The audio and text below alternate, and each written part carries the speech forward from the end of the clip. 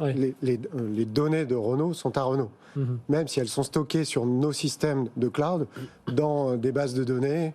D'abord, elles sont chiffrées, toutes ces bases de données. Donc, elles ne sont pas accessibles en clair. Elles sont chiffrées par défaut. Elles sont chiffrées quand elles transitent aussi, les données. Donc, on ne peut pas les déchiffrer comme ça facilement. Donc, tout ça, il y a toutes les technologies qui permettent vraiment d'encapsuler ces données. Et elles sont 100% à la main de Renault.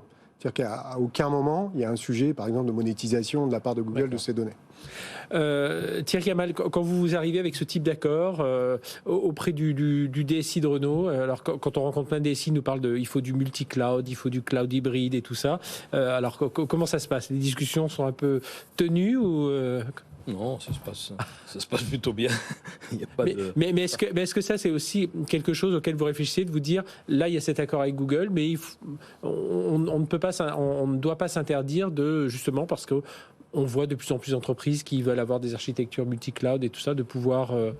Non, aujourd'hui, on donne un maximum d'activités à Google parce qu'on pense qu'il faut qu'on fasse des partenariats forts. Il faut qu'on travaille dans un modèle horizontal et encore une fois ouvert.